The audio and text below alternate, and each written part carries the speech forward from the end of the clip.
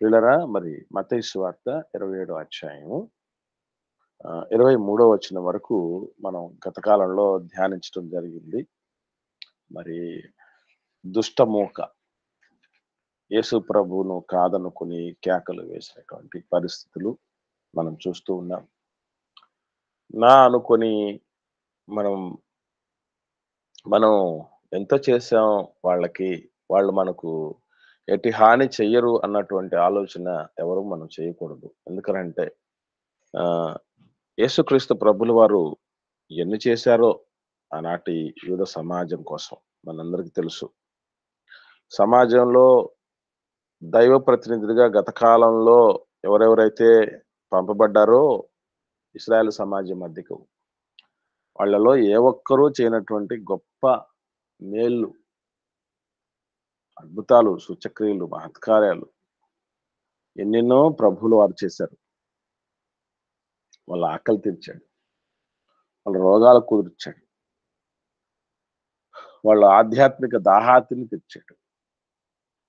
కాపరి లేమి పరిస్థితిని, విసిగి చెదిరినటువంటి పరిస్థితిని తొలగించేశాడు. మా కుటుంబాల్లో దిశానిర్దేశం, శాంతి సమాధానాలు ఎలా నింపబడతాయో, దేవుడు మరింత ఎలా చేరువవుతాడో ఇవన్నీ గూడా ప్రభువుల వారు ఎంతగానో చూపించాడు, నేర్పించాడు. కానీ ఆ జనాలే సిలువ వేయము, సిలువ వేయము అని కూడా కేకలు వేశారు. మనం మర్చిపోకూడదు. పొగిడిన నాలుకే తెగుడుతుందట. తెగిడిన నాలుకే పొగుడుతుందట. నరంలేని నాలుక ఎట్టుబడితే అటు తిరుగుతుందట. అటు ప్రభు జీవితాన్ని మనం ధ్యానం చేసినప్పుడు ఏదేదో అనుకున్నాము, ఇంత ద్రోహం చేస్తారా అని. చిత్రం ఏంటంటే దాన్ని తట్టుకోలేకనే ఎవరో చంపేంత వరకు కాదు, మనల్ని మనమే చంపుకుంటాం. అంటే ఇంత అన్యాయం జరిగింది నాకు అన్నటువంటి విషయం. కనుక ఇలాంటివి జరుగుతాయి. నేనే తప్పు చేయలేదే, నాకే ఎందుకు అనే ఆలోచన చేయాల్సిన అక్కర్లేదు. ఎందుకనంటే ఆహ్, ఏ ఏ ఏ పాపము చేయనటువంటి ప్రభువుకు ఇలాంటివి జరిగాయి. మరి కాబట్టి ఇలాంటివన్నీ మనకు కొత్త కాదు. మీకు ఏదన్నా శ్రమ సంభవించినప్పుడు అదేదో వింత సంభవించిందని మీరు అనుకోవద్దు అనని యేసుప్రభుని ముందుకు తీసుకొనొస్తారు. కాబట్టి ఆహ్, వండర్ మనం ఫీల్ అవ్వాల్సిన పని లేదు. ఏదో అన్‌ఎక్స్‌పెక్టెడ్ అన్నటువంటి పరిస్థితి. ఆహ్, నేనదే ఎప్పుడుకు చెప్పేది ఒకటే. భూమి మీద మానవుల విషయంలో ఆహ్, ఎంత అన్‌ఎక్స్‌పెక్టెడ్‌గా ఉంటే అంత మంచిది. మళ్ళీ చెప్తున్నా. మానవుల మీద ఎక్స్‌పెక్టేషన్స్ ఎన్ని తక్కువ ఉంటే అంత మంచిది. ఓవర్ ఎక్స్‌పెక్టేషన్స్ మనం పెట్టేసుకుంటూ ఉంటాం. ఇప్పుడు అవన్నీ మళ్ళీ ఆ ఎక్స్‌పెక్టేషన్స్‌కి తగ్గట్టుగా పరిస్థితులు జరగకపోతే తెగ బాధపడిపోతాం. కాబట్టి నో మోర్ ఎక్స్‌పెక్టేషన్స్. ఎక్స్‌పెక్టేషన్ ఏదైనా ఎవరి మీదన్నా ఉందంటే, మనం ఎంత ఎక్స్‌పెక్ట్ చేస్తే అంతకంటే మించి చేయగలిగినటువంటి మన తండ్రి మీద, మన దేవుడి మీద కలిగి ఉండాలి. కాబట్టి ఆయన మీద ఎంత ఎక్స్‌పెక్ట్ చేస్తామో అది మంచిది. యేసుప్రభుల వారు కూడా అదే చేశారు. నన్ను నమ్మి వచ్చినటువంటి 12 మంది అపోస్తలులు కూడా విడిచి వెళ్తారని తెలీదా ప్రభువుకి? తెలుసు. తెలిసినా వాళ్ళ మీద ఎక్స్‌పెక్ట్ చేయలేదు. కానీ వాళ్ళు మాత్రం చూసే విధానంలో చూసాడు. అది గుర్తుపెట్టుకోండి. మనుషుల మీద నుంచి ఎక్స్‌పెక్ట్ చేయకూడదని వాళ్ళు గాలికి వదిలేయటం కాదు మళ్ళీ. బాధ్యతగా ఉన్నాడు. ఓకే. ఇది కాబట్టి ఈ జరుగుతున్న పరిణామాలన్నిటిని కూడా మనకు ఏ రీతిగా అప్లై చేసుకోవాలన్నటువంటి విషయం, విధానం మనకు అర్థం కావాలి పిల్లలు. లేని పక్షాన మనం ఎన్ని ధ్యానం చేసినా కూడా ప్రయోజనం లేదు. ఓకే. తర్వాత 27వ అధ్యాయంలోనే 24, 25, 26 వచనాలు. ఈ 3 వచనాలు ఈ దినాన్ని మనం ధ్యానం చేద్దాం. మత్తయి సువార్త 27వ అధ్యాయము 24వ వచనం నుండి 26వ వచనం వరకు. నేను చదువుతున్నాను చూడండి. పిలాతు అల్లరి ఎక్కువగుచున్నదే గాని తన వలన ప్రయోజనమేమియూ లేదని గ్రహించి నీళ్లు తీసుకొని జనసమూహం ఎదుట చేతులు కడుగుకొని, ఈ నీతిమంతుని రక్తమును గూర్చి నేను నిరపరాధిని, మీరే చూచుకొనుడని చెప్పెను. అందుకు ప్రజలు వారి రక్తం మా మీదను మా పిల్లల మీదను ఉండుగాక అనేది. అప్పుడతడు వారు కోరినట్లు బరబ్బను వారికి విడుదల చేసి యేసును కొరడాలతో కొట్టించి సిలువ వేయ అప్పగించెను. ఇది ఈ 3 వచనాల్లో ఉన్నటువంటి విషయాలు పిల్లరా. చిత్రమైనటువంటి విషయం, కొన్ని పరిస్థితుల్లో ప్రజాబలం ప్రజాబలం చాలా ప్రభావవంతంగా పనిచేస్తుందండి. అంటే ఆ బలం ఎట్లాంటిదంటే, ఆ బలం తాలూకు సత్యం లేకపోయినా, ఆ బలం తాలూకు నిజం లేకపోయినా, ఆ బలంలో నిజంగా నీతి లేకపోయినా, కొన్ని సందర్భాల్లో ఆ సంఖ్యా బలం ఎంతగానో పనిచేస్తుంది. ఎంతగా పనిచేస్తుందంటే, ఒక నిరంకుశ పాలకులను సైతం తల ఒగ్గేటట్టు చేస్తుంది. అందుకే సాధ్యమైనంత వరకు మీకెప్పుడన్నా డౌట్ వచ్చిందో లేదో, దేవుడెప్పుడు కూడా తన మందను ఉద్దేశించి చిన్న మంద అంటూ ఉంటాడు కదా! చిన్న చిన్న మందలుగా తన బిడ్డలను ఈరోజు లోకంలో మనల్ని మనం చూసుకుంటున్నప్పుడు చాలా బాధపడిపోతుంటాం. మన సహవాసాలు నిజంగా సత్యం కోసం నిలబడేటువంటి సహవాసాలు. ఎందుకంటే మనం మోసం చేయలేము, అన్యాయం చేయలేము. మీకు అవొస్తాయి, ఇవొస్తాయి, ఆ లాభాలు జరుగుతాయి, ఈ మేలు కలుగుతాయని జెప్పేసి మభ్యపెట్టలేము, మాయ జేయలేము. స్వస్థత వరాలు మాకున్నాయని మనం అనౌన్స్‌మెంట్ చేసి ఆకర్షించలేము. ప్రవచనాలు జెప్పలేము. ఇన్ని చేయలేం గాబట్టి సాధ్యమైనంత వరకు తక్కువ జనాలే పోగవుతూ ఉంటారు. నాకనిపిస్తుంది కొన్ని సందర్భాల్లో ఇలా ఉండడం గూడా మేలే అని. ఎందుకనంటే వన్సు సంఖ్యా బలం ఉన్న పాటుగా పెరిగిపోయిందనుకోండి, చెప్పలేనంత ఎక్కువగా, ఒకవేళ వాళ్ళు అబద్ధం చెప్పినా గూడా నిజం అనుకుంటారు.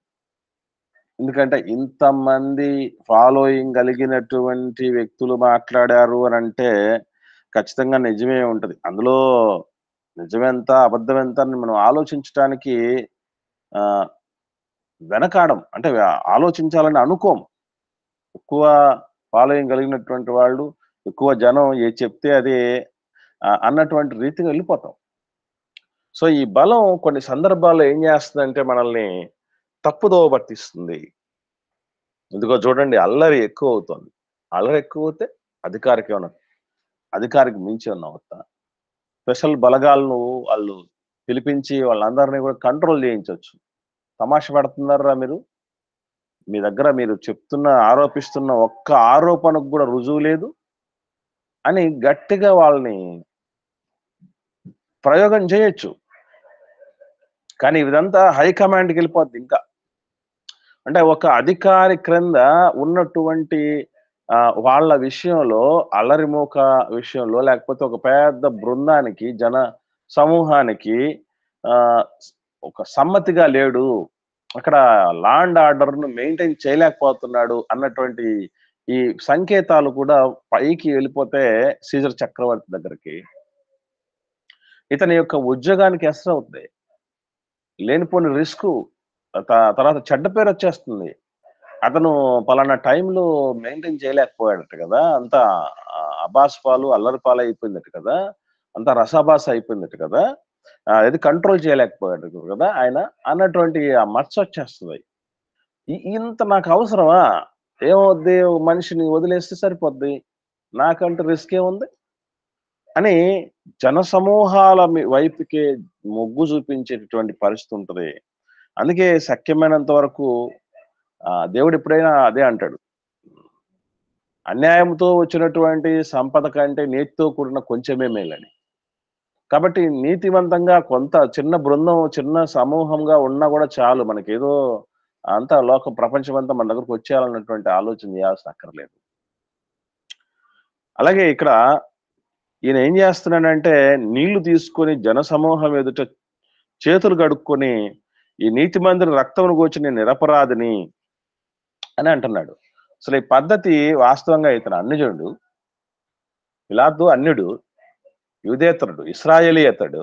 అయినా గూడా ఇశ్రాయేలీల గత కాలం నుంచి వస్తున్నటువంటి పద్ధతులను బాగా తెలిసిన వాడై ఉన్నాడు. ఎందుకనంటే సాధారణంగా పాత నిబంధన అంతట్లో గూడా ఇలా ఒక నీతివంతమైనటువంటి వ్యక్తి విషయంలో మనం ఇన్వాల్వ్ అవుతున్నప్పుడు ఒక శిక్ష విషయంలో మన నుంచి ఏ తప్పిదం లేకుండా ఉండాలి అన్నటువంటి దానికి గుర్తుగా వాళ్ళు ఏం చేస్తూ ఉండేవాళ్ళు ఒకసారి చూడగలిగితే ద్వితీయోపదేశకాండం 21వ అధ్యాయము 6వ వచనం నుంచి చూద్దాం పిల్లలు. ద్వితీయోపదేశకాండం 21వ అధ్యాయము 6వ వచనం నుండి. అప్పుడు ఆ శవమునకు సమీపమందున్న 21:6న 21 ప్రారంభం నుంచి విషయం ఏంటంటే ఒక చిన్న ఇంట్రొడక్షన్ చూడండి. ఇక్కడ ఒక వ్యక్తి చంపబడి పొలంలో పడి ఉన్నప్పుడు ఆ కనబడినటువంటి ఆ వ్యక్తిని బట్టి వాడిని చంపిన వాడెవడో తెలియకపోతే అప్పుడు ఆ పెద్దలు న్యాయాధిపతులు వచ్చి చంపడిన వాడిని చుట్టూ ఉన్న పురాల కొలిపించాలి. ఏ ఊరు ఆ శవానికి సమీపంగా ఉంటుందో ఆ ఊరి పెద్దలు ఏ పనికి పెట్టబడక కాడి ఏడువని పెయ్యను తీసుకుని దున్నబడక విత్తబడక ఉన్న ఏటి లోయలోనికి ఆ పెయ్యను తోలుకొని పోయి అక్కడ అనగా ఆ లోయలో ఆ పెయ్య మెడను విరగదీయవలను. అప్పుడు యాజకులైన లేవీయుల దగ్గరకు రావలను. యెహోవాను సేవించి యెహోవా నామమున దీవించబడటకు ఆయన వారిని ఏర్పరచుకుని గనుక వారి నోటి మాట చేత ప్రతి వివాదమును దెబ్బ విషయమైన ప్రతి వాద్యమును విమర్శింపబడవలను.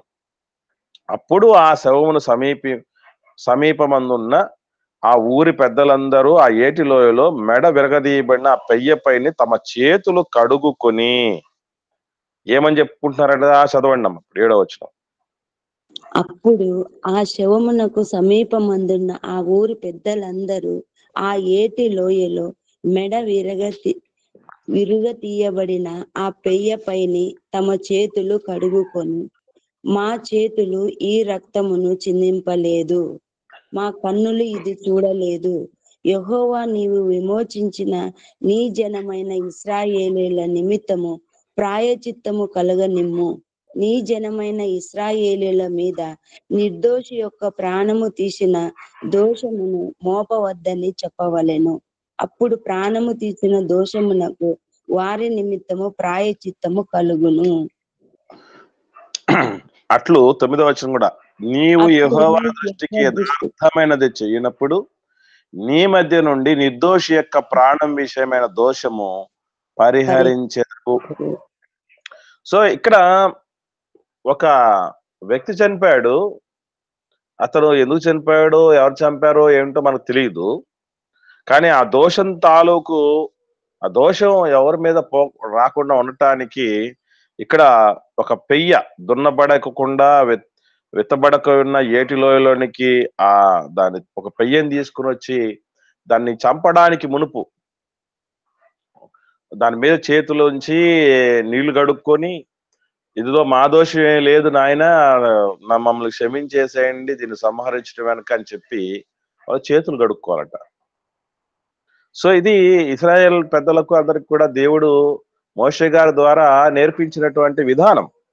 అలాగే మరొక కొన్ని సందర్భాల్లో కూడా ఈ పద్ధతులు ఉన్నాయి. అసలు చూద్దాం. యోబు గ్రంథం 9వ అధ్యాయము 30వ వచనం చూద్దాం. అంటే యోబు గ్రంథం 9వ అధ్యాయము 30వ వచనం. హిమముతో నన్ను కడుగుకొని నన్ను, సబ్బుతో నా చేతులు కడుగుకొని నన్ను. చూడండి చాలక్క, ఇక్కడ యోబు గారు చెప్తున్నారు. ఏమంటున్నారంటే హిమం అంటే మంచుతో నన్ను కడుక్కున్నా, సబ్బుతో నా చేతులు కడుక్కున్నా. అంటే ఈ కడుక్కోవటం అనేటటువంటిది నేను నిర్దోషి అనడానికి ఒక సింబాలిక్ అన్నమాట. సో ఇలా జరుగుతూ వస్తుంది ఎప్పటి నుంచి ఇశ్రాయేల్ సమాజం మధ్య చెప్పిన నాటి నుండి. ఇది యోబు గారు దీన్ని ప్రాక్టీస్ చేస్తున్నట్టున్నారు. ఇవన్నీ మనకు కనబడుతున్నాయి. అలాగే 26వ కీర్తన చూద్దాం. కీర్తనల గ్రంథం 26వ కీర్తన 6వ వచనం. 26వ కీర్తన 6వ వచనం.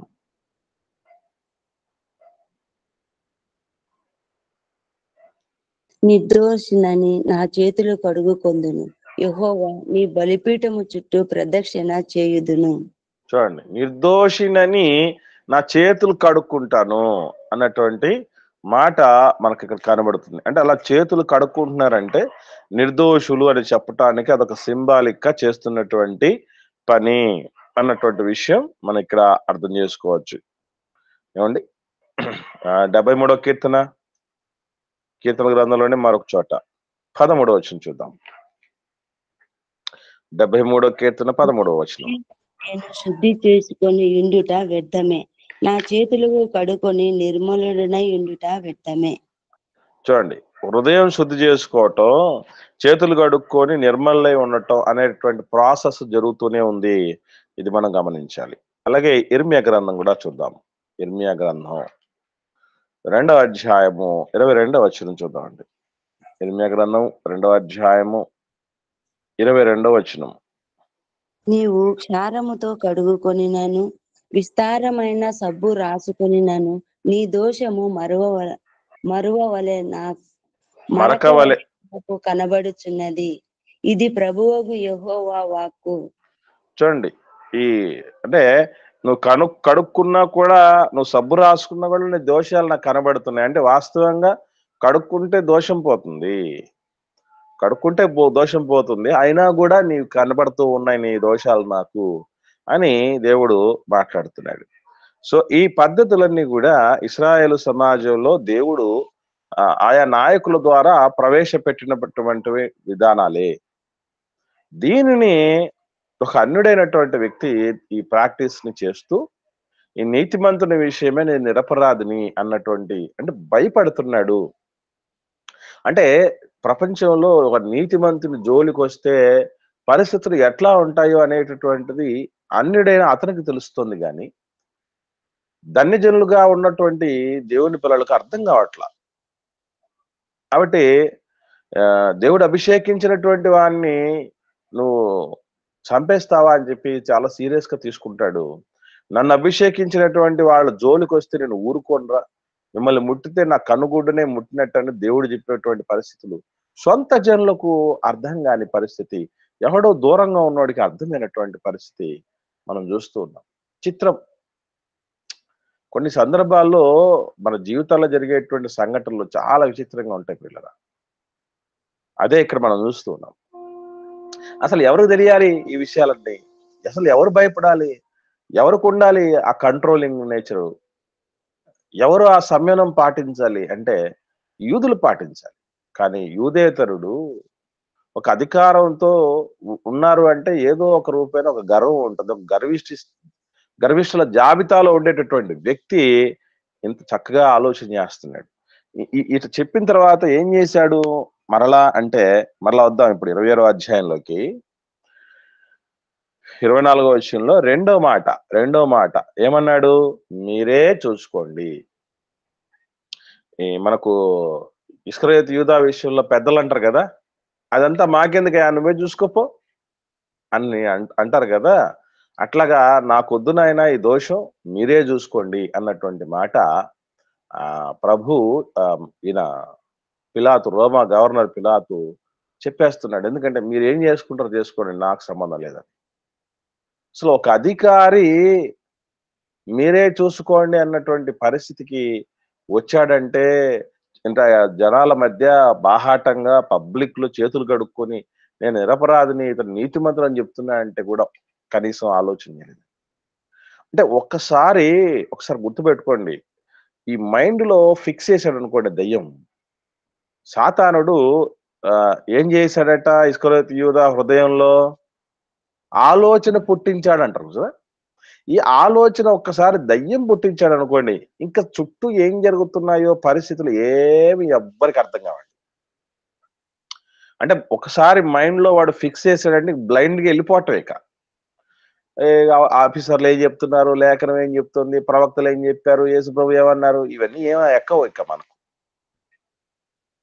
అందుకే చూడండి, ఎప్పుడైనా మేము వివాదాలు తీర్చడానికి వెళ్ళినప్పుడు, కుటుంబ సమస్యల విషయంలోనో భార్యాభర్తల సమస్యలు తీర్చడానికి వెళ్ళినప్పుడు ఏమైపోతామంటే ఎవరికి వాళ్ళు ఫిక్స్ అయిపోయి ఉంటారు. ఏం ఫిక్స్ అయిపోయి ఉంటారు అంటే, ఇప్పుడు టైం వచ్చింది. ఇప్పటిదాకా వీళ్ళ దుర్మార్గాల్ని నేను భరిస్తూ సహిస్తూ వచ్చాను. ఇప్పుడు వీళ్ళందరి సమక్షంలో ఎండగట్టాలి అని ఒక వైపోళ్ళు. ఇంకో వైపోళ్ళు కూడా వీళ్ళ సంగతి ఏదో చూడాలన్నటువంటి వాళ్ళు. అలా ఫిక్స్ అయ్యి వచ్చిన వాళ్ళు ఏమన్నా కలిసి కలిసి ఉండాలనుకుంటారండి? కాబట్టి అలా బ్లైండ్ గా ఫిక్స్ అయిపోయి వచ్చినటువంటి పరిస్థితుల్లో ఎదురుగుండా దేవుడు వచ్చి నిలబడినా కూడా ఏం జరగదు. అలా వాళ్ళు ఫిక్స్ అయిపోయారు.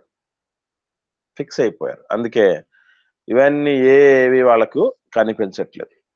తర్వాత విషయాల్లో మనం 25వ వచనంలో వాళ్ళు అన్నటువంటి మాట, అందుకు ప్రజలందరూ వాని రక్తము మా మీద మా పిల్లల మీద ఉండుగాక అన్నారు. ఎంత ధైర్యం అండి వీళ్ళకి అసలు. ఆ రక్తం అంటే రక్తాపరాధము అనేటటువంటిది ఎంత ఉంటుందో అనేది చరిత్రలో బాగా తెలుసు వాళ్ళకి. ఎందుకంటే మనకు తెలుసు కదా, నాబోతు నాబోతు యొక్క ద్రాక్ష తోటను అన్యాయంగా లాక్కొని ఆయన చంపించినప్పుడు దేవుడు లైన్లోకి రావటం, దేశాన్ని చక్రవర్తి భార్యను సైతం వాళ్ళ తరాలని సైతం ఎంత దారుణంగా శిక్షించడం తెలుసు కదా. కాబట్టి ఒక నీతిమంతుణ్ణి రక్తాపరాధం మనల్ని వెన్నాడుతుందన్నటువంటి భయమే లేకుండా ఇంకా ఏమన్నారు, పిల్లల మీద కూడా మా మీద మా పిల్లల మీదకి రాని. అప్పుడప్పుడు రే చస్తారా, నరకానికి వెళ్తారా అంటే, చస్తే చస్తాను, నేనే పోతాను. అయితే ఏమవుద్ది? పోతే నరకం పోతాం, అంతే కదా. ఏమండి? అలా బ్లైండ్ గా వెళ్ళిపోయినటువంటి మొండివాడు రాజు కంటే బలవంతుడటండి.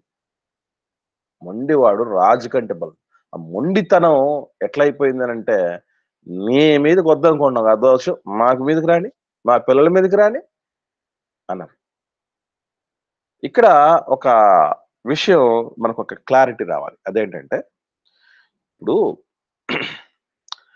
మనం ఏదైనా దోషం చేసాం అనుకోండి, ఏదైనా పాపం చేసాం అనుకోండి, ఈ పాపం తాలూకు ప్రభావం మన పిల్లల మీద కూడా ఉంటుందా?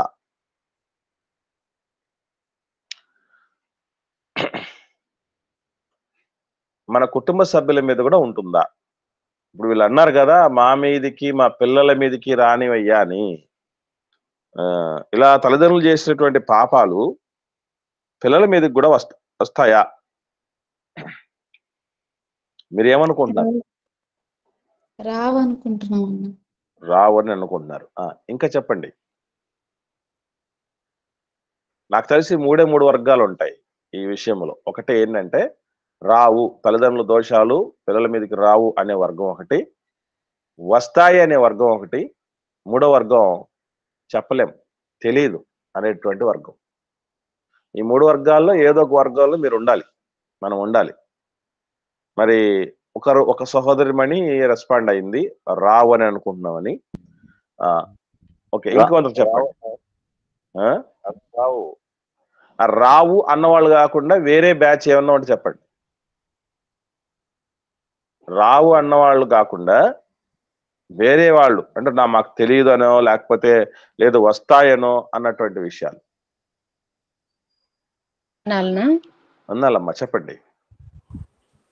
ఇర్మయా గ్రంథంలో తండ్రుల దోషమును పిల్లల వడిలో వేయవాడవు అనే వచనం ఉంది కదనా? అవునమ్మా.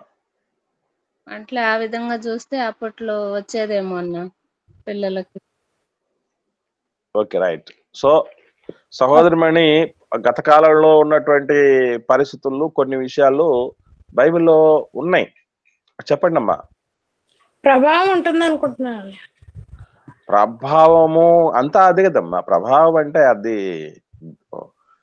వేరే కాదు, రెండు ఒకటే, పెద్ద డిఫరెన్స్ ఏం కాదు. అది ఉంటుంది. రైట్. కొన్ని సందర్భాలు చూద్దాం, ఓకే, మీకు అర్థం కావటానికి. కొంతమంది లేవన్నారు కదా, సార్ చూద్దాం. యెహోషువ గ్రంథం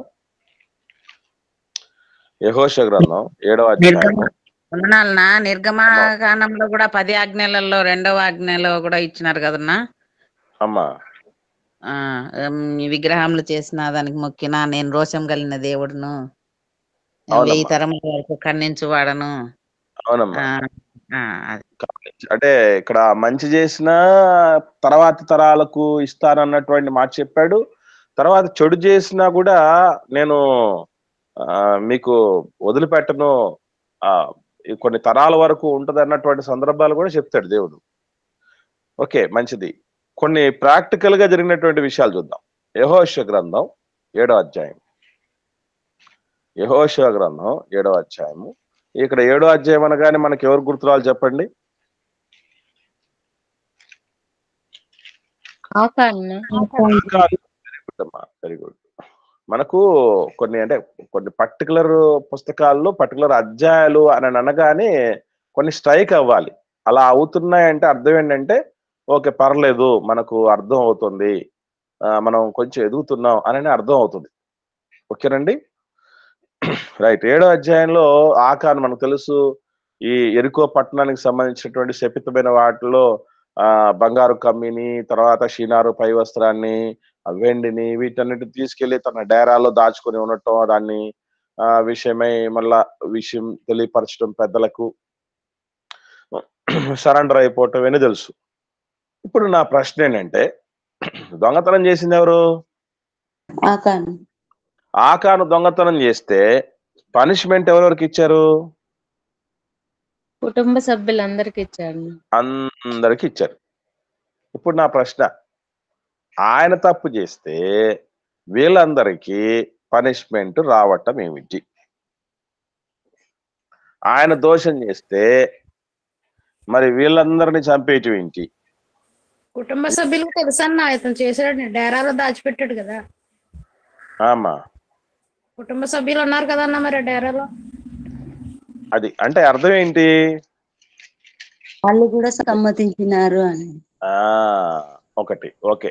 అందులో ఆయన మరి ఆయన ఒక్కరి దోషమే కాదు, వీళ్ళందరి దోషం ఉందని మనం అనుకుంటున్నాం కదా. కరెక్ట్, అది నిజమే. మరి ఇంకొక సందర్భం కూడా మనం చూద్దాం. మనకు తెలుసు కదా, గేహజీ ఎలీషా గారి దగ్గరగా శిష్యరికం చేస్తున్నటువంటి వ్యక్తి. అక్కడ కుష్టు విషయంలో దేవుడు చెప్పినటువంటి మాట ఏంటండి? రాజుల నీకును నీ సంతతి వారందరికీ వస్తుందని చెప్పి. 2వ గ్రంథం 5వ అధ్యాయం. రాజుల 2వ గ్రంథం 5వ అధ్యాయము చివరి వచనం 27వ వచనం చూడండి. దీని గురించి జవాబు ఆలోచన చేయండి. నయమానుకు కలిగిన కుష్టు నీకును నీ సంతతికి సర్వకాలము అంటియుండును అని చెప్పగా, వాడు మంచు వలె తెల్లనైన కుష్టము కలిగి ఎలీషా ఎదుట నుండి బయటికి వెళ్ళాను. ఇప్పుడు చెప్పండి, తప్పెవరు చేశారు? ఎలీషా గారు నయమాన్ చేశాడు. ఇది గేహజీ చేశాడు తప్పు గేహజీ చేస్తే మనం ఒకవేళ తన కుటుంబ సభ్యుల ప్రమేయంతోనే చేశాడు అని అనుకుంటే వాళ్ళ కుటుంబ సభ్యులు అంతవరకు రావాలి. కానీ ఏమన్నాడు అక్కడ? నీకు నీ సంతతికి సర్వకాలము అన్నాడు. మరి ఇదేంటి? వాళ్ళు చేసిన దోషం వాళ్ళతోనే పోకుండా ఇవి ఇలా అలో చేయటం ఏంటి? ఇది కూడా ఇంటిలో దాచినట్టు ఉంది కదా అన్న. అదేనమ్మా నేను చెప్పింది, ఇంట్లో దాచాడు ఓకే, ఆ తరం వరకు ఓకే కదా. ఆ తరం వరకు వాళ్ళు ఉన్నటువంటి ఆ ఫ్యామిలీ వరకు నో ప్రాబ్లం. కానీ సర్వకాలం అన్నాడు కదా అక్కడ, దాని సంగతి ఏంటి? నీ సంతతి అంటే ఎవరమ్మా? వాళ్ళ కుటుంబ తర్వాత రాబోయేటటువంటి సక్సెసర్స్ కదా, తర్వాత రాబోయే వారసులు కదమ్మా. అర్థమవుతోంది తల్లి ఎస్తేరమ్మా? అర్థమవుతుంది. కాబట్టి ఇలా జరిగినటువంటి సందర్భాలు కూడా ఉన్నాయి, ఇది గుర్తుపెట్టుకోవాలి. ఒకసారి ఇర్మియా గ్రంథం కూడా చూద్దాం. ఇర్మియా గ్రంథం 26వ అధ్యాయము 15వ వచనం. ఇర్మియా గ్రంథము 26వ అధ్యాయము 15వ వచనం.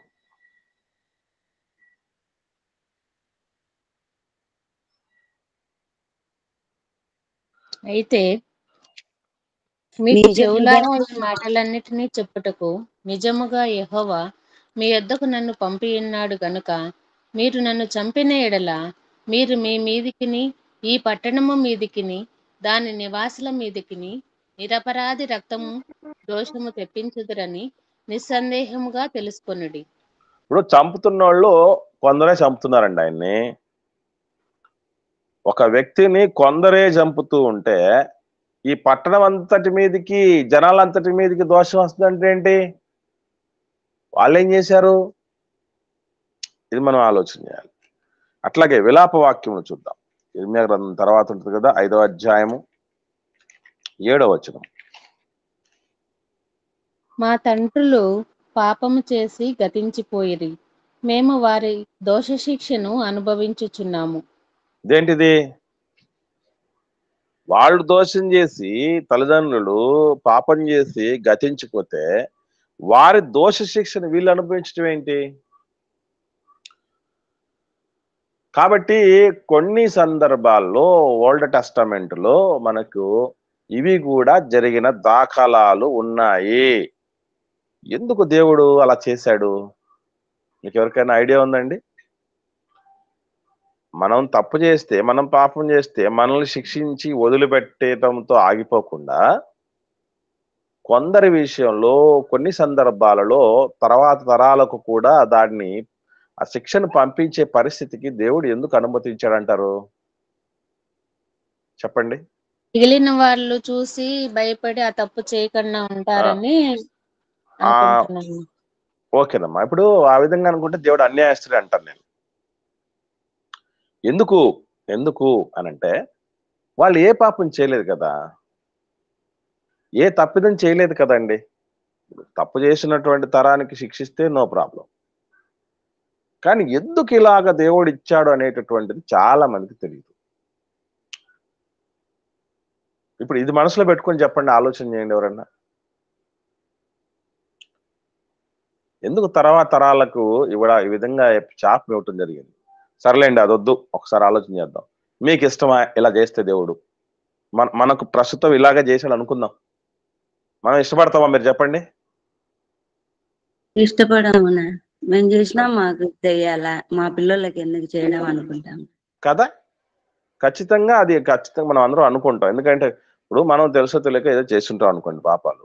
ఆ ముక్కుపచ్చలాంటి బిడ్డలకి వచ్చిందని అంటే మనమే ఒప్పుకోం కదా, మనమే బాధపడిపోతాం కదా. కానీ ఎందుకు అలా పంపించాడు దేవుడు అంటే ఒక్కటే గుర్తుపెట్టుకోండి, ఈ తరాలు తర్వాత వచ్చే తరాలు కూడా వాళ్ళకి ఏమాత్రం తీసిపోయేవాళ్ళు కాదు. వాళ్ళు తర్వాత రాబోయేటటువంటి తరాలు ఉన్నారు చూసారా, ఏ వారసత్వాన్ని బలంగా కొనసాగించేటటువంటి తరాలు ఎన్ని దోషభరితమైనటువంటి ఆ పరిస్థితిని అలాగే క్యారీ ఫార్వర్డ్ చేస్తూ ఉంటారు అనమాట. ఆ లీగసీ, పాపం తాలూకు ఆ గొప్పతనం ఏదైతే ఉందో అదే ఆ వారసత్వాన్ని అలా కొనసాగించే వాళ్ళే. నిజంగా అలా లేకపోయింటే దేవుడు ఏం చేయగలడంటే, దేవుడు ఒక మాట చెప్తాడు, మోయాబీయుడు గాని అమ్మోనీయుడు గాని దేవుడు ఏమన్నాడండి?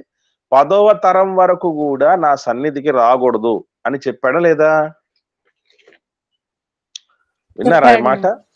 దేవుడు చెప్పినటువంటి ఈ మాట మనం విన్నాం, ఆలోచన చేశాం. ఎన్నో ఒకసారి 23వ అధ్యాయం ద్వితీయోపదేశకాండం 3వ వచనం చూడండి. ద్వితీయోపదేశకాండం 23వ అధ్యాయం 3వ వచనం. ఇవి మనకు క్లారిటీ రావాలి, లేకపోతే దేవుణ్ణి తప్పు పట్టిపోతాం. కానీ యెహోవా సమాజంలో చేరకూడదు, వారిలో 10వ తరము వారైనను ఎన్నడూను యెహోవా సమాజంలో చేరకూడదు. చూడండి, ఇక్కడ గమనించండి చాలమ్మా. ఇప్పుడు గమనించండి ఏం చెప్తున్నాడంటే, మోయాబీయులు అమ్మోనీయులు వీళ్ళు ఎవరు అనుకుంటున్నారు? ఎవరి సంతానం అండి? లోతు గారి సంతానం. లోతు గారి సంతానము మోయాబీయులు అమ్మోనీయులు. 10వ తరము అని అక్కడ ఆగలే దేవుడు. ఇక్కడ 10వ తరం అని చెప్పి మళ్ళీ వెంటనే ఏమన్నాడు? ఎన్నడూ, నోట్ దిస్ పాయింట్, ఎన్నడూ దేవుడి దగ్గరకు, దేవుడి సమాజంలో చేరకూడదు అన్నాడు. ఇప్పుడు నేను అడుగుతున్నాను, రూతమ్మ ఏ వంశీకురాలండి? మోయాబీరాలు. మోయాబీరాలు. మరి మోయాబీరాలని దేవుడు ఎందుకు చేర్చుకున్నాడు దేవుడి సమాజంలో? 10వ తరం అయిపోయిన తర్వాత ఏమ్మా ఆమె చెప్పండి అక్క. ప్రవర్తనను పెట్టాలి. అదేనమ్మా, అంటే మనం ఏం అర్థం చేసుకోవాలి చెప్పండి ఇప్పుడు. 10వ తరం అయిపోయి 11వ తరంలో వచ్చిన తర్వాత వచ్చింది. అదే అదే అదే కాదు ప్రవర్తనను బట్టే దేవుడు క్షమ హృదయం కలిగిన వాడు అని. కాదమ్మా, అది కాదు. ఇక్కడ విషయం ఏంటంటే దేవుడు శపించబడినటువంటి వాళ్ళనుగా ఎందుకు తర్వాత అనే కంటిన్యూ చేస్తాడంటే వాళ్ళ మార్పు లేదు. మారితే రూతమ్మలాగా శపించబడినటువంటి తరాలలో ఉన్నప్పటికీ కూడా దేవుడు ఏం చేస్తాడు? క్షమిస్తాడు. వాడుకుంటాడు. అది మనం గుర్తుపెట్టుకోవాలి. అంటే ఎందుకు గ్యాహజీకి తరతరాలుగా ఉంటదని చెప్పాడు తెలుసా? గ్యాహజీ మెంటాలిటీ గ్యాహజీ మెంటాలిటీని వాళ్ళు క్యారీ ఫార్వర్డ్ చేస్తారు.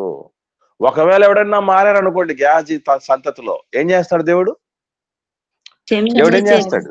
ఒకసారి చూద్దాం. అపోస్తలుల కార్యములు 10వ అధ్యాయంలో అద్భుతమైన మాట ఒకటి ఉంది. అపోస్తలుల కార్యములు 10వ అధ్యాయంలో పేతురు గారు మాట్లాడుతూ 34-35 వచనాలు చూడండి. దేవుడు పక్షపాతి నిజముగా గ్రహించి ఉన్నాను. ప్రతి జనములోనూ ఆయనకు భయపడి నీతిగా నడుచుకొని వానిని ఆయన అంగీకరించును. ప్రతి జనం అన్నాడు. ఇక ఏ జనం? శపించబడిన జనం కావచ్చు, మోయాబైట్స్ కావచ్చు, అమ్మోనైట్స్ కావచ్చు, ఎవరైనా కావచ్చు, ఏ జనమైనా సరే నీతిగా నడుచుకుంటే, దేవుడికి భయపడితే దేవుడు అంగీకరిస్తాడు అన్నటువంటి ఒక ఫైనల్ కన్క్లూజన్ దేవుడు ఇస్తున్నాడు. కనుక ప్రియులరా, దేవుడు ఎందుకు అలా అలో చేశాడు అన్నటువంటి విషయం కూడా మనకు తెలియాలి. ఓకే, ఇకపోతే క్లారిటీగా పాత నిబంధనలు కొత్త నిబంధనలను ఒక అద్భుతమైన విషయం చెప్పాడు దేవుడు. అదేంటంటే, తండ్రులు ద్రాక్షకాయలు తింటే కుమారులకు పళ్ళు పులవవు రా నాయన, ఎవరు తింటే వాళ్ళకే పళ్ళు పులుస్తాయి అని క్లారిటీగా చెప్తూ ఎవరి దోష శిక్ష వాళ్లే భరించుకోవాలి అనే క్లారిటీ కూడా ఇచ్చాడు. అంటే మరి మిగతా తరాలకు ఇచ్చినటువంటి విషయం కూడా ఎలా అర్థం చేసుకోవాలి? వాళ్ళు కూడా అట్టి దోష శిక్షను భరించవలసిన వాళ్ళు, వాళ్ళు కూడా అట్లాంటి దోషాలు చేసేవాళ్ళు గనుకనే చెప్పాడు దేవుడు, తప్ప మరొకటి కాదు. కొత్త నిబంధనలో కూడా ఉన్నటువంటి ఒక ఆధారం చూద్దాం. రోమిలకు రాసిన పత్రిక 2వ అధ్యాయము 5వ వచనం నుండి అపోస్తలుడైనటువంటి పౌలు గారు రోమిలకు రాసిన పత్రిక 2వ అధ్యాయము 5వ చదవండి అక్క. నీ కాఠిన్యమును మార్పు పొందని నీ హృదయమును అనుసరించి ఉగ్రత దినమందు అనగా దేవుని న్యాయమైన తీర్పు బయలుపరచబడు దినమందు నీకు నీవే ఉగ్రతకు సమకూర్చుకొనుచున్నావు. చూడండి ఏం చేస్తున్నాడటండి మనిషి ఏం చేస్తున్నాడట? తనకు తానే ఉగ్రతను సమకూర్చుకుంటున్నాడట. కాబట్టి మనమే సమకూర్చుకుంటాను. నేను ఎప్పుడో మాట చెప్తూ ఉంటాను, ఏనుగు భూమి మీద సంచరిస్తున్నటువంటి జీవరాశుల్లో అతిపెద్ద జీవండి, అతిపెద్ద బిగ్గెస్ట్ ల్యాండ్ అనిమల్ అంటారు దాన్ని. అలా భూమి మీద సంచరిస్తున్న అతిపెద్ద జీవి అయినటువంటి ఏనుగు తల మీద కూడా కొన్ని సందర్భాల్లో బురద చూస్తూ ఉంటాం. బురద, ఆ బురద ఎవరు వేస్తారండి దాని తల మీద? అంత ధైర్యం ధైర్యం ఎవరికి ఉంటుందండి? కొడితే ఫుట్బాల్ వేసి సిక్సరేగా దాని దగ్గరకు వచ్చి అది వేసేంత వరకు కింద కాలు కింద వేసి తొక్కితే పొట్టపెగులు బయటకు వచ్చేస్తాయి. కాబట్టి ఇప్పుడు ఏనుగు ఎట్లయితే తన నెత్తి మీద తానే బురదేసుకుంటుందో, మన పాపాలను మనమే సమకూర్చుకుంటాం, మన దోష శిక్ష మనమే భరించాలి. ఎవడి పాప భారం వాళ్ళదే, ఎవడి కెపాసిటీ వాళ్ళదే, మర్చిపోకూడదు. అది దేవుడు చెప్పిన మాట. సో ఇప్పుడు వాడి రక్తము మా మీదను మా పిల్లల మీదను ఉండుగాక అని అన్నారంటే ఇందులో వాస్తవం ఎంత ఉందని అంటారు చెప్పండి? ఎవరికి ఎవరి పిల్లలకు ఉంటది, ఎవరికి ఎవరి పిల్లలకు ఉండదు చెప్పండి? అప్పటి తరం వారికి, అప్పుడు ఆ పరిస్థితుల్లో ఉన్న వారికి మాత్రమే ఉంటుంది. యేసు ప్రభువుని ఏ విధంగానైతే అపార్థం చేసుకొని ఆయన రక్షణను, ఆయన యొక్క ప్రేమను, ఆయన త్యాగాన్ని అపార్థం చేసుకుంటారో, సమీపించలేకపోతారో, ఏ తరం అయితే అలా అపార్థం చేసుకుందో వాళ్ళ లాంటి వారసులు ఎవరైతే వస్తారో భవిష్యత్తులో వాళ్ళందరూ రక్తాపరాధులే. ఇదే వాళ్ళ తరంలో నుంచి మళ్ళీ ఎవరు వచ్చారు? ఆదిమ సంఘంలోనికి చేర్చబడిన వాళ్ళు ఎవరండి? యూదులు కాదా? యూదులా కాదా? క్రైస్తవులు అంటే వీళ్ళు వాళ్ళ పిల్లలే కదా ఉండేది. ఇప్పుడు యేసుప్రభు శిష్యులయ్యారు. ఎవరండి వాళ్ళు? యేసుప్రభు శిష్యులు 12 మంది ఎవరండి? ఎవరు వాళ్ళు? కాబట్టి ఇప్పుడు వాళ్ళ మీద ఉంటుందా దోషం? ఆదిమ సంఘంలో చేర్చబడిన వాళ్ళ మీద ఉంటుందా దోషం? నో. ఎవరు అంగీకరించరో, ఎవరు తృణీకరిస్తారో, ఎవరు కాదనుకుంటారో వాళ్ళ మీదే ఉంటుంది ఆ దోషం. ఇది మనం గమనించాలి. ఓకే. కాబట్టి వీళ్ళు చెప్పినటువంటి మాట మీద అదేమన్నా శాసనం కాదు, అది దేవుడు చెప్పిన మాట కాదు, వీళ్ళు అనుకున్నటువంటి మాట. కాబట్టి ఇందులో వాస్తవం అనేది లేదు. ఉంది అని అంటే ఎవరి మీద వీళ్ళలాంటి మనస్తత్వంతో ప్రభువును కాదనుకుంటే వాళ్ళకి అది వర్తిస్తుంది. ఇది మనం మర్చిపోకూడదు. అందరి మీదకి అది రాదు. ఓకే. మరలా వద్దాం 27వ అధ్యాయము మత్తయి సువార్తలో 26వ వచనంలో, అప్పుడు అతడు వారు కోరినట్టు బరబ్బను వారికి విడుదల చేసి యేసును కొరడాలతో కొట్టించి సిలువ వేయను అప్పగించింది. బేసికల్లీ ఒక మనిషిని సిలువ శిక్షకు, సిలువ దండనకు విధించేటప్పుడు ముందుగా కొరడాలతో కొడతారట. ఆ కొరడాలు కూడా మామూలుగా ఉండవట. అది లోహాలతో చేసినటువంటి రీతిగా కొన్ని ఉంటాయట కొరడాలు. కొన్ని కొరడాలు ఎముక ముక్కలు వాటికి అల్లబడి ఉంటాయట. ఆ కొరడాలకు అక్కడక్కడ ఎముకల ముక్కలు అల్లబడి ఉంటాయట. ఈ ఎముకల ముక్కలతో కూడినటువంటి, లోహాలతో కూడినటువంటి వాటితో కొట్టినప్పుడు శరీరం కోయబడినట్టుగా మారిపోద్దటండి. దేహం అంతా దెబ్బలుగా కోయబడినట్టుగా మారిపోద్దట. లోపల ఎముకలు కూడా కనబడేంత వరకు కూడా అది చొచ్చుకుపోద్దట అలా కొట్టినప్పుడు. ఇంకో విషయం చెప్పాలంటే, అప్పుడప్పుడు బైబిల్ గ్రంథంలో మనకు 1 తక్కువ 40 దెబ్బలు, 1 తక్కువ 40 దెబ్బలు అని మాటలు వినపడుంటాయి కొరడా దెబ్బల విషయంలో. విన్నారా ఎప్పుడన్నా? ఎందుకు అనుకున్నారు? ఒకటి 40 దెబ్బలకు 1 దెబ్బ తక్కువనే క్లోజ్ చేయాలన్నటువంటి పరిస్థితి ఎందుకు ఉండదో తెలుసా మీకు ఎవరికైనా?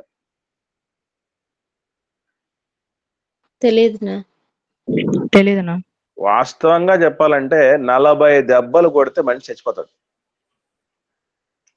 ఆ మెటల్ తో కూడినటువంటి ఆ పరిస్థితులతో, ఆ ఎముకల పీసులతో ఉన్నటువంటి ఆ కొరడాలతో 40 దెబ్బలు కొడితే చచ్చిపోయిన దాఖలాలు వాళ్ళు చరిత్రలో ఎన్నో చూశారట. అందుకే 40 లోపే ఆపేస్తారటండి. ఇంకో మాట చెప్పాలంటే, సిలువ దండన విధించబడినటువంటి వ్యక్తి ఈ 40 కొరడా దెబ్బలు తినేలోపే కొన్ని సందర్భాలు చచ్చిపోతారటండి. సిలువ దండన వరకు కూడా వెళ్ళలేరట. అంత దారుణంగా కొట్టేస్తారట. 40 దెబ్బలు. ఈ 40 అనేటటువంటిది సంపూర్ణతకు చిహ్నం. ఇంకా సంపూర్ణత అంటే ఎప్పుడైనా మీరు చూడండి, 40 రోజుల వరకు ఎందుకు ఉపవాసం ఉండేవాళ్ళు తెలుసా మీకు?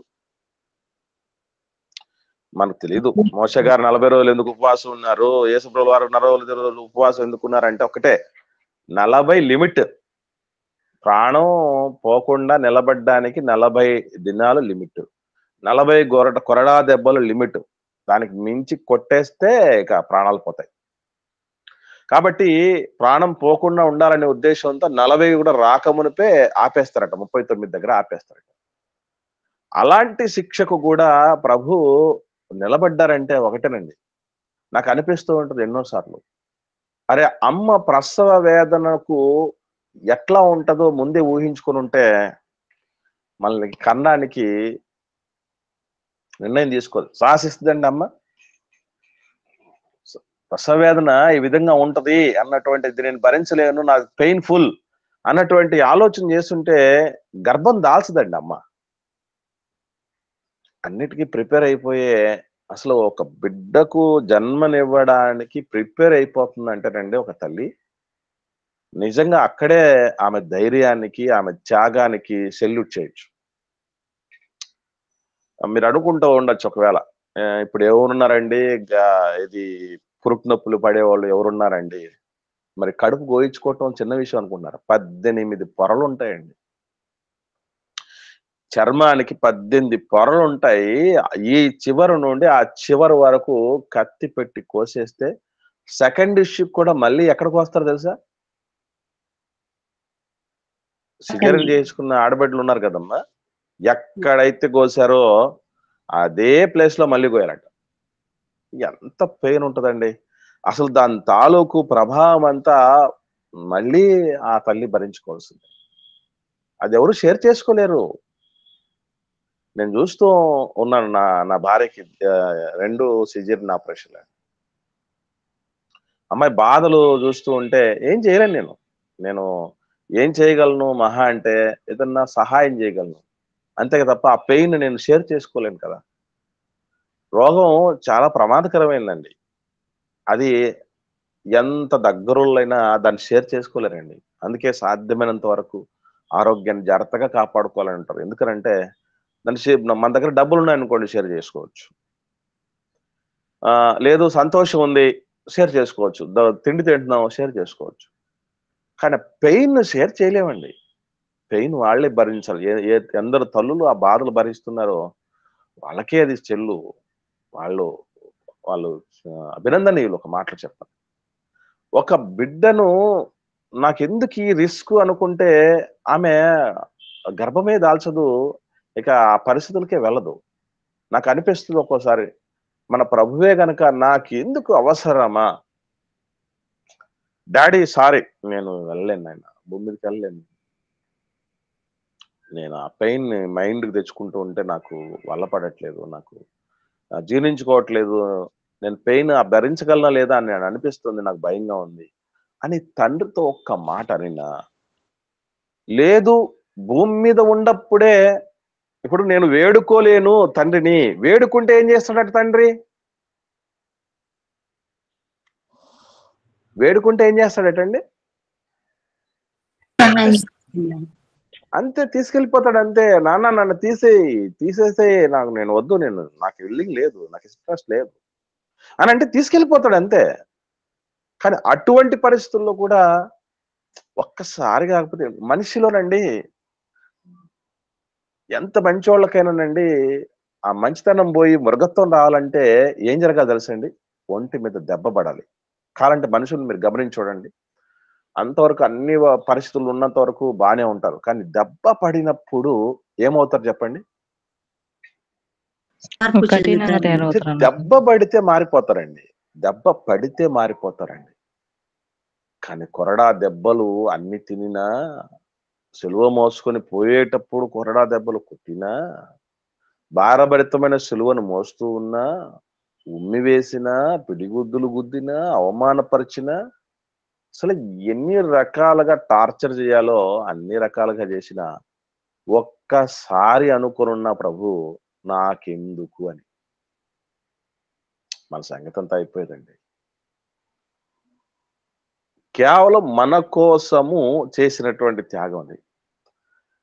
అంటే ఈరోజు ఎందుకు ప్రభువును అంగీకరిస్తావు, ఎందుకు ప్రభు కోసం అట్లా ఆలోచన చేస్తావు, కొన్నిసార్లు అంటూ ఉంటారు, ఎందుకురా నీకు అంత పిచ్చి అంటుంటారు. సేవ అంటావు, పరిచర్య అంటావు, దేవుని పిల్లలు అంటావు, దేవుడి సేవ అంటావు, ఆత్మల రక్షణ అంటావు, యేసుప్రభు అంటావు. ఇదంతా చాలా మంది అర్థం చేసుకోలేరండి. ఎందుకు అలాగ ఉన్నామంటే ఒకసారి మనం ఆలోచన చేయాలి. ఆయనే గనక ఒక పాట ఉంది, నీవే లేకపోతే నేనేమైపోయాను. ఒక్కసారి ఆ ప్రభు వద్దనుకొని కాదనుకుని ఉంటే మన పరిస్థితి ఎలా ఉండేది. కానీ అన్ని భరించాడండి, మౌనముగా సహించాడు. అది చేతకాని మరణం కాదు, చేవగలిగిన మరణం, మన కోసం జరిగినటువంటి బలియాగం. అందుకేనండి 7 మాటల పాటలో కనివిని ఎరుగని త్యాగం నా యేసు అని బలియాగం, కలలోనైనా మరువలేని త్యాగం. మనం ఏదో బల్ల ఇచ్చే టైంలో మాత్రమే జ్ఞాపకం చేసుకొని, బల్ల అయిపోయిన తర్వాత, ఆరాధన అయిపోయిన తర్వాత మర్చిపోయేంత చిన్న త్యాగం కాదండి. అమ్మ చేసిన త్యాగం కంటే కూడా గొప్పదేనండి. ఎందుకనంటే తల్లి ఒక మనిషిని భూమి మీదకి తీసుకురావటానికి ప్రాణాలు పణంగా పెడితే పరలోకం తీసుకెళ్ళడానికి ప్రభుల వారు ఇంకెంత ప్రయాసపడాల్సిన పరిస్థితి ఉందో ఆలోచన చేయండి. చిత్రవధ దానికి గురైపోయాడు. ఒక్కసారి తనని వేడుకుంటే తను కాపాడమే కాదు, ఎవరైతే శిక్షిస్తున్నారో వాళ్ళందరినీ దేవుడు బస్సి పట్టలను చేసేస్తాడు. ఎందుకంటే తన కుమారుని జోలికి వస్తే, మీ బిడ్డల జోలికి వస్తే మీరు ఎవరన్నా ఊరుకుంటారండి? ఎవరన్నా మన బిడ్డల జోలికి వస్తే ఎవరైనా మనం ఊరుకుంటామండి? అలా చిత్రహింస చేస్తూ ఉంటే చూస్తూ ఊరుకుండిపోయినానండి తండ్రి. మన కోసం. కాబట్టి ఏదో మన కోసం మన జీవితంలో ఏదేదో చేయాలి ప్రభు అనుకోకండి. ఆల్రెడీ చేయాల్సినంత చేసేసాడు. ఇక మిగిలింది ఆయన మహిమ కోసం, ఆయన కళలు పండించడం కోసం, ఆయన స్థానంలో బలైపోవటం కోసం మనం ఆ పాత్రలోనికి రావటమే. కనుక ప్రియులరా, 2 ఆప్షన్స్ మన ముందున్నాయి. ఎవరు కావాలి మీకు? పరప కావాలా, యేసుప్రభు కావాలా అన్న ఆప్షన్స్ మన దగ్గరకు వచ్చినప్పుడు మనం ఏం స్వీకరిస్తాం అనేటటువంటిది మనం ఆలోచన చేయాలి. ఇదండి ఈ 3 వచనాల యొక్క ధ్యానం. ఎవరికైనా ఏమన్నా సందేహాలు ఉంటే అడగండి, లేని పక్షాన ఒకరు ప్రార్థన చేయండి, ముగించుకుందాం.